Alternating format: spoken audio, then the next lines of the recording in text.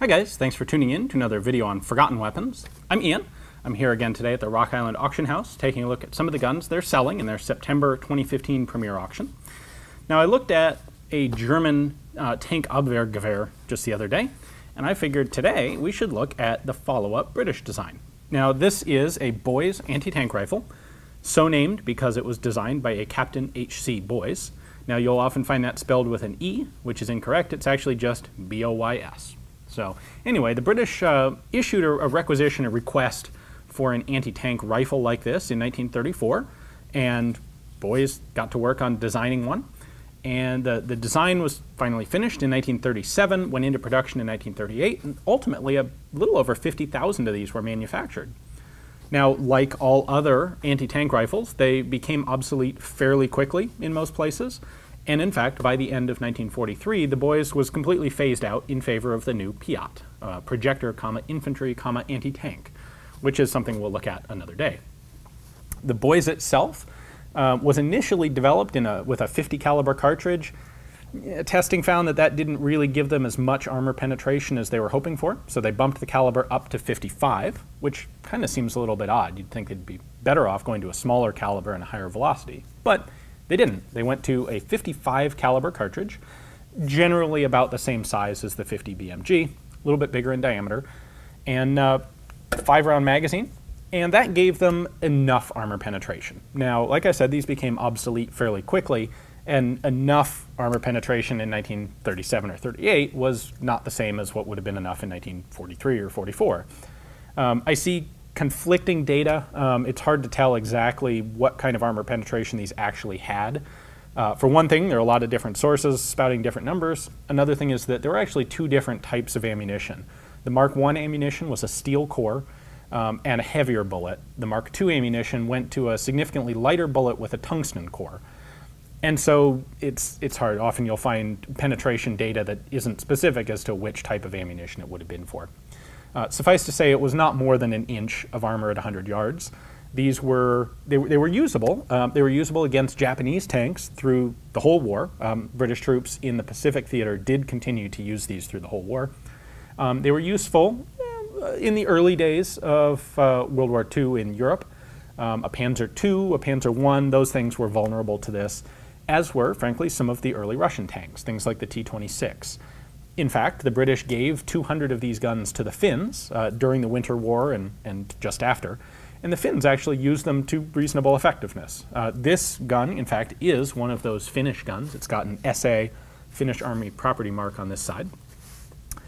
And the other cool thing about this being a Finnish gun is that it escaped any of the upgrades that the British gave them. So there was a Mark I Boys and there was a Mark I Star. Now there was also a Mark II, which is a little shorter, used mostly by the airborne, and we're not going to get into that one today. The main differences between the Mark I and the I Star, the modified version, were in the muzzle brake, the sights, and the bipod/monopod. We'll take a closer look at those when I bring the camera back in a little closer. However, I do want to point out a couple other things about it. First, it is a bolt-action rifle. Got a follower that locks it open. It's a very big bolt-action rifle. Because you'll notice that it kind of looks a little bit odd here, what we actually have going on is the action and barrel are sitting in a spring-loaded sliding assembly mounted in this pair of main chassis rails. So when you fire, the whole barrel and action reciprocate about an inch back, and in theory that absorbs some of the recoil. In practice, pretty much everything I've read from people who've shot these, and I have not shot one myself yet, pretty much everyone says it's kind of like being kicked in the face or hit in the face with a 2x4. Remarkably unpleasant guns to shoot by all accounts, despite the recoil absorbing mechanism. It does weigh 36 pounds loaded, or 36 pounds unloaded, 39 pounds loaded, 5 rounds of 55 caliber Boys ammo. Not a particularly popular gun. In fact, these were often mounted on armored vehicles, universal carriers in particular. That was a much better way to shoot them. That made them a bit less punishing to the shooter. And I should also point out, once they were obsolete against tanks, they did continue to see use against pillboxes, light armored vehicles, probably some long-range anti-personnel use. Today, a lot of people who own these will rechamber them in 50 BMG, and a lot of people mount scopes on them. All right, enough of my yammering about history. Why don't I bring the camera back here and let's take a closer look at some of the mechanical details. So we can start our disassembly here by taking out the bolt handle, or the whole bolt. Point out this round knob is actually a cocking knob, so if I fire the weapon and for some reason I have a dud cartridge, I can recock it like that without having to rerun the bolt, kind of like a Swiss bolt action. Anyway, to run the bolt, lift up, pull it back, and then right here at the base of the magazine well is a extractor stop. If I push that down, I can then pull the bolt all the way out.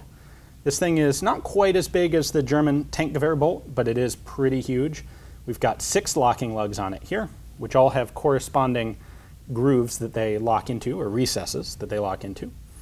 So that's our extractor right up here.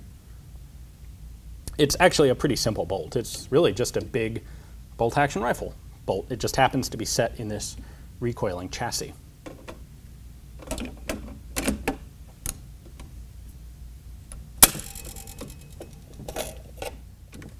Here on the back end of the rifle, we have a nice solid wooden cheek pad and an aluminum butt plate assembly. Now, in this assembly, it's actually a hollow tank for storing oil. You have your oiler brush right here built into it. So that's a feature that came over from some of the British heavy machine guns. We have a very substantial squishy recoil pad. This one's actually in remarkably good shape for its age. I do want to point out this pad, this is where your face goes, and it's fairly close to this fairly sharp corner. So you want to hold again, from what I've read from people who have shot these, you want to hold your face fairly far forward on this thing so that you don't run the back of your jaw into that corner. That'd be a bad thing. We have a safety on here. Very simple safety. It's just a 180-degree throw of a lever, and when it's safe, it locks the bolt in place as well as the trigger. This is our rear sight. It is a ghost ring, and it has an adjustable lever here with 2 settings, one at 300 yards and one at 500 yards. So 3 and 5. Those are your only 2 options. Now the front sight is a nice hooded square post. This actually is a very nice sight picture. It's pretty easy to line up. You basically put the one circle inside the other circle and put the post on your target, or in case of a moving vehicle, in front of your target. While we're here, I should also point out the muzzle brake. It is a very large round muzzle brake with 3 ports in it, here, here, and here, distributed equally around the perimeter of the thing. Frankly, this was not a particularly effective muzzle brake, either it didn't reduce recoil all that well, and it also blew gases down. No matter how you aligned this, you were always getting some gas coming down, and that tended to blow up dirt, leaves, rocks, anything under the gun because of its huge muzzle blast. So when the guns were upgraded to the Mark I Star, this was one of the big changes. They got rid of this round brake and added a harmonica brake with 5 gas ports on either side that only vented horizontally. That one worked a lot better. Both, it was a more effective muzzle brake and it didn't blow gas down to throw up dirt below the gun. Now, one of the other interesting elements to the boys is this kind of weird 2-foot monopod thing. In its defense, it does have reasonably good feet. It's actually not as bad of a system as it kind of looks like. It also allows the gun to swivel side to side quite easily and freely, and you can adjust its height by threading it in and out. This, frankly, is very much like the height adjustment on a Vickers tripod.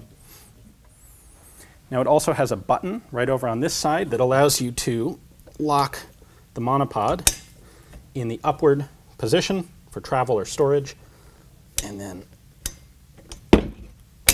lock it in the downward position for use. So one thing that people often ask about on the boys, something that comes up, is why is this pistol grip angled forward? It just seems kind of weird, doesn't it? Well, it's actually a very comfortable grip when you're shooting prone, and it has the added advantage of when you fire the gun and recoil comes back, your hand tends to go down the grip instead of, if I had the grip angled back this way, your hand would tend to get pinched up between the grip and the gun. On a normal rifle, that's not really an issue. In fact, on a normal rifle, having your hand go up towards the gun helps you control it. On something like this, there's really significant recoil coming out of this thing, and that could potentially injure you. So the forward slanted grip just works well. We also have this second grip back here under the gun, and that's there because there isn't a big club-footed heel of a buttstock to grab onto. So that's where my support hand goes. My face goes on this walnut cheek piece. Forward hand goes there. And as I said, this actually has a very nice sight picture. So I want to have my face nice and far forward and fire. One of the other elements here that's nice and simple to use is this magazine release. Just grab it, pull forward, pull the magazine out. It's a nose in, rock back magazine. Very simple to use. All in all, this is, as long as the cartridge remains effective, this was a decent gun. It has been described as temporarily incapacitating everybody who shoots it, but frankly, I think I'd much rather have this than that German tank Gewehr. Well, I hope you guys enjoyed watching the video. It's kind of cool to get to take a look at a couple different anti-tank rifles all side by side here. While I mentioned that the British tank Gewehr 1918 has been removed from the NFA list and is not a destructive device, the Boys anti-tank rifle is a destructive device because it is larger than 50 caliber and has not been specifically exempted. So this particular one is, of course, registered and transferable. So if you decide you want to buy this, you do have to go through an NFA transfer, which actually isn't nearly as big a deal as a lot of people think it is. However, it's worth pointing out that these have not been exempted by the ATF. So if that sounds like something you're not afraid to go through, and frankly, pretty much anyone who can own a rifle can own an NFA weapon. It's just there's an extra layer of paperwork.